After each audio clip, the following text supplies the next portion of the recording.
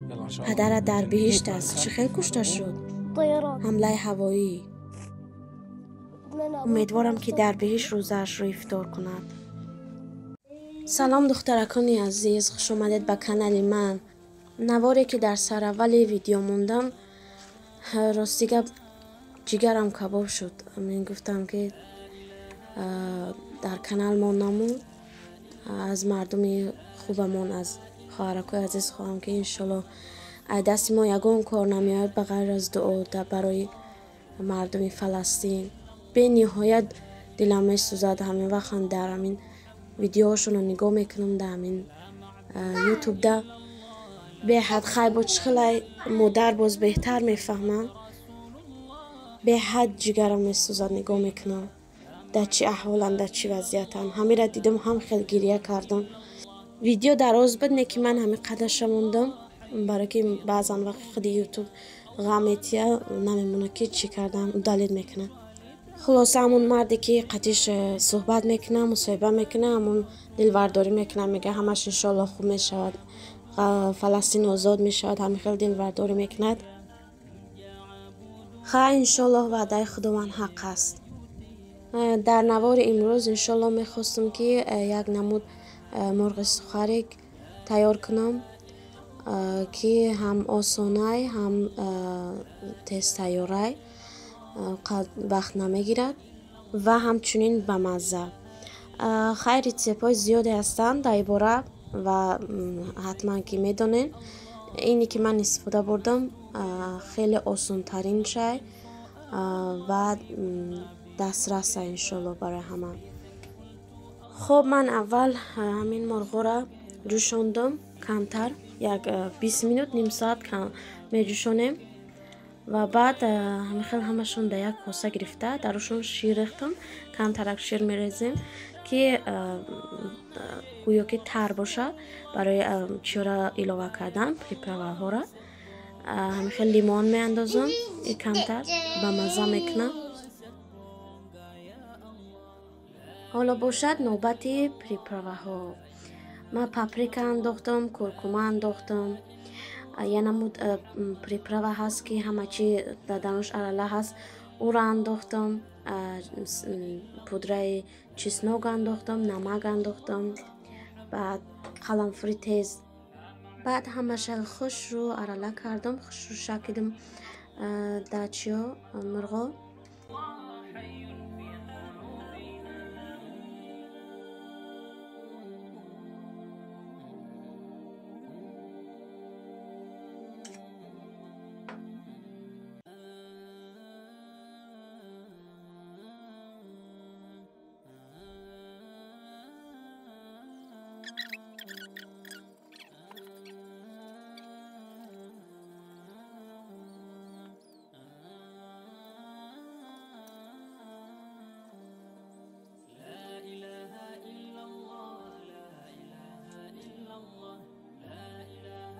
و دوستا در یک ظرف آرد میگیریم، در یک ظرف دیگه سوخاری با همون چیزی که در مرغ عرالش کردم همونا را، همون پریپراوه ها را با در آرد عراله میکنم.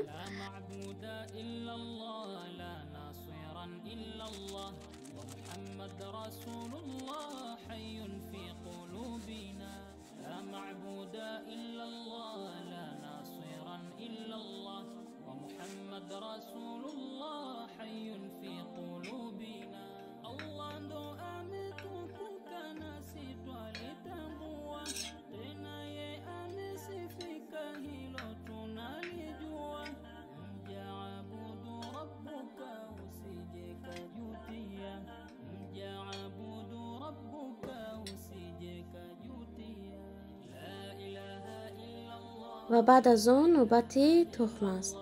ما 3 تا شکستم، نکیم 2 تاشم کفایه بود. خیلی ما 8 تا مرغ پوچه مرغ همی 3 تا 2 تا تخم کفایه بود. کم ترک آب میریزیم با اون خاطری که تخم در روی همین چیز وقتی پختن بوی همون تخم میگیرد و چی میشود یا سخ безе мешавад. Худи гӯё ки тухм пухтаи ҳама хел мешавад, безе мешавад. Камтар об илова мекунем, мекӯбем, хушро лад мезанем. این خیلی دیگه چی نمیشود، بوی تخم نمیگیره. بعد همین خیلی در آرد اول آمیخته میکنیم خوش رو همه جاشه و بعد از اون در تخم و بعد از اون در سخاری. تمام. در همین 8 دادم من همه را خیلی دوام دادم. بعد ویدیو را تست کردم که با تماشابینا خسته نشوند. همش که چی کردیم تمام. بعد در روغنی داغ کردگی حرارت بالا ده اول روغن حرارت بالا ده میمونیم، داغ میکنیم. بعد از اینکه مرغا را انداختیم پسترش میکنیم، کم ترک پستش میکنیم برای که نسوزانه همون چیز سرخ شود. یک طرفش سرخ شد با طرف دیگرش سرخ میکنیم. نهایتا خیلی نگاه میکنین ده چند قدر میشود. همین نهایتا همش وقت گیره اگر سرخ کردنش همین شاید که 10 مینوت باشه، با اون خاطر که ما مرغ پیشتر جوشوندیم. اگر که مرغ نجوشونی باید که حرارت تا پس کنی و بسیارتر مونشته بسته. برای همون بهترش که مرغ بجوشونی پیشتر، این خیلی بهتر میشه. تمام دیگه. بعضا با اون خاطر که روغن بسیار دوست نمیدارن، وقتی که سرخ شدن شد در یک ترکایی که یا ظرفی که تگشته چی میمونن، سوخوی سلفیتکا میمونن، بعد اینا را دروش میمونن. اینی که با اون خاطر که شوهرم بسیار روغنی دوست میدارن، برای همون من نمیمونم در تگش. خلاصه تمام دیگه دوستان، همه خیل یه چیزی آسان دسترس با مزه انشالله تیار کنین، در افطار نوش جان کنین و مرا هم دعا کنید انشالله. دخترکای عزیز دوام ویدیو را نگاه کنین، انشالله که محقول شید لایک مانین، پادپیسه کنین، کانال ما را دستگیری کنین. تشکر زیاد از هر یک و یک شما عزیزان. خدا یار و نگهداری همه شما.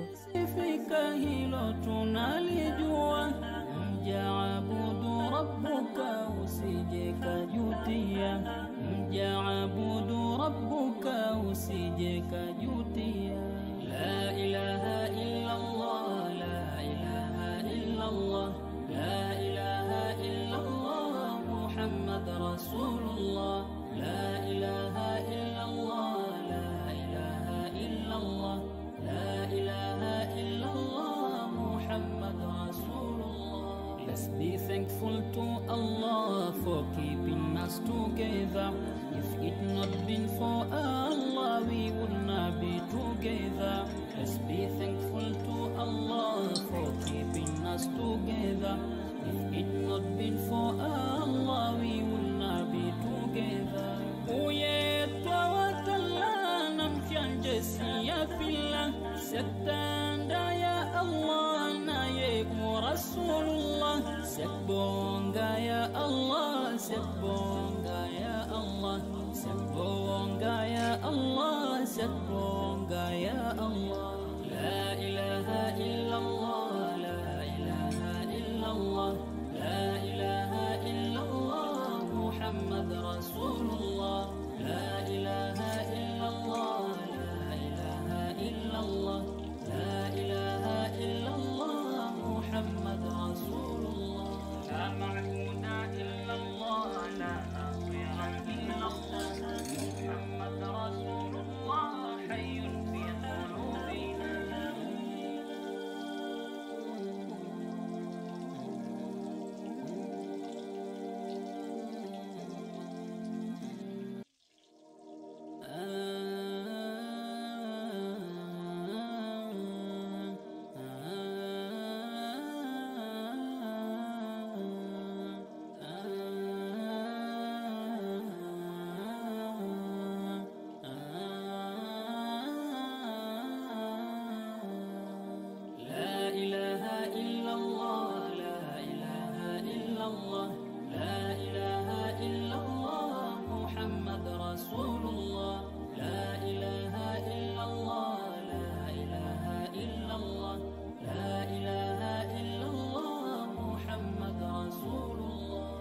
معبود إلا الله لا ناصرا إلا الله ومحمد رسول الله حي في قلوبنا لا معبود إلا الله لا ناصرا إلا الله ومحمد رسول الله حي في قلوبنا الله ndo ametukuka nasi twalitambua tena ye amesifika hilo tunalijua mjaabudu rabbuka usije kajutia mjaabudu rabbuka usije kajutia la ilaha illa Allah la ilaha illa Allah la ilaha illa Allah Muhammad Rasulullah la ilaha illa Allah la ilaha illa Allah la ilaha illa Allah Muhammad Rasulullah. Let's be thankful to Allah for keeping us together.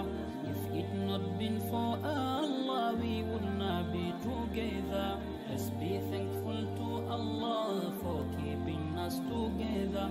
If it not been for Allah, we would not be together. Uyetwawatala namshanje siya fillah Sektanda ya Allah na ye Rasulullah Sekbonga ya Allah Sekbonga ya Allah Sekbonga